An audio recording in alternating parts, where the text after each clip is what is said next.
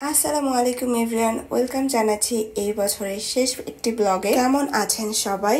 আর 2024 সালটি সবার কেমন কাটলো কমেন্টে জানাতে কিন্তু একদমই ভুলবেন না। আমার তো 2024 সাল একবারে মিক্সড কেটেছে, ভালো মন্দ, হাসি খুশি, ব্যাড টাইম গুড টাইম সব মিলিয়ে আসলে সবার জীবন। এগুলা ছাড়া মানুষ আসলে যারা বলে যে এগুলো আমাদের জীবনে নাই, তারা আসলে মিথ্যা বলে।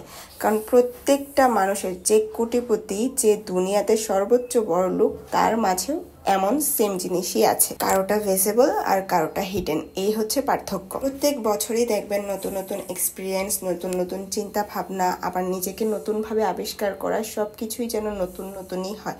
যখন আসলে বছরটা কেটে যায় তখন আমরা বুঝি আসলে এক বছর কিভাবে কিভাবে চলে গেল।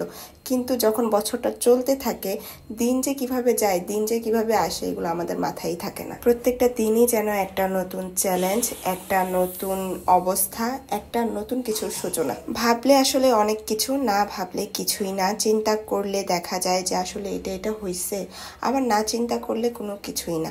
জীবনকে নিয়ে এত এক্সপেরিমেন্ট করার কিছুই নেই, একটাই জীবন, আর আমরা কতদিনই বা বাঁচবো। এই জীবনেই কত হিংসা বিভেদ, তারপর আরো কত কিছু, তাই না? কেন এটা হলো না, এটা কেন হলো, তারপর কেন এটা আমি পেলাম না, কেন আমার হলো না, কেন এটা অন্যের হলো।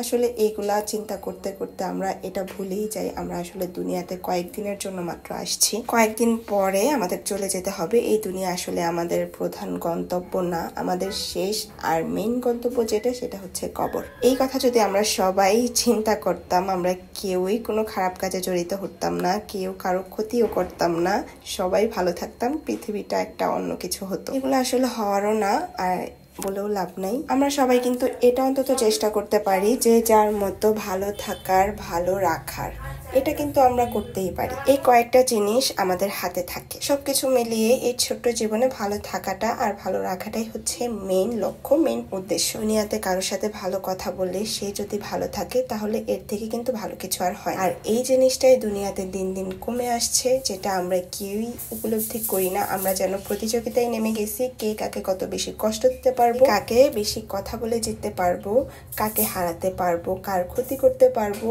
এইটা এখন দুনিয়াতে ট্রেন্ড হয়ে গেছে। ট্রেন্ড আসে না যে এই সময় এই ট্রেন্ড, ওই সময় ওই ট্রেন্ড, এগুলো আসলে আমরা ফলো না করে আমরা কিন্তু একে অন্যের ভালো করতেই পারি। তাহলে জীবনটা অনেক সহজ আর সুন্দর হয়ে যায়। বর্তমান পৃথিবীতে না কাইন্ডনেসটা যেন হারিয়ে যাচ্ছে। কেউ কারোর প্রতি দয়া করতে চায় না, কেউ কারোর প্রতি ভালো করতে চায় না। আশেপাশে শুধু দেখি এমনই। এখন যে ছেলেমেয়েরা রিলেশন করে, যেটাকে আমরা প্রেম বলি, আসলে এটা এখন ওপেন হয়ে গেছে।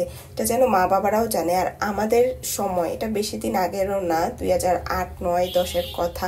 তখন আমরা লজ্জা পেতাম এইসব কথা সামনে উঠলেও। তখন একটা লজ্জারই যুগ ছিল। আর এখন ছেলে মেয়েরা ট্রেন্ডে আছে, কার ব্রেকআপ পার্টি, কার অমুক হয়েছে, কার তমুক হয়েছে। এগুলা কি আসলে দুনিয়া দিন দিন যেন কেমন হয়ে যাচ্ছে। এখনের মনে হচ্ছে ট্রেন্ডই হচ্ছে ব্রেকআপ। সম্পর্ক এখন কেউ রাখতেও পারে না, আর মনে হয় না একটা সম্পর্ক মানুষ বেশি দিন রাখতেও চায়। আমার না এখন যেই যুগে দেখছি, এগুলা দেখলে এত হাসি পায়। এখন মনে হচ্ছে স্কুলে গেলে রিলেশন করাটা এটা বাধ্যতামূলক। মানে এগুলা দেখলে এত ডিসকাস্টিং লাগে। এখন ছেলেমেয়েরা যেন মাটিতে পড়তেই লাভ শিখে গেছে, প্রেম টেম করা শিখে গেছে। এগুলা কি? সব কিছুরই একটা এজ থাকে। এজের আগে তুমি যত বেশি বুঝবা, তোমার জীবনে তত বেশি খারাপ হবে। জানি না আগামী 10 বছর পর যে জেনারেশনটা আসছে তাদের কি অবস্থা হবে, আর তাদের নতুন ট্রেন্ডই বা কি থাকবে। যাই হোক, আল্লাহ সবাইকে বোঝার তৌফিক দান করো, সবাইকে সদ্বুদ্ধি দাও, আর নতুন বছরটা যেন সবার ভালো কাটে, অনেক সুন্দর একটা জীবন হয় সবার।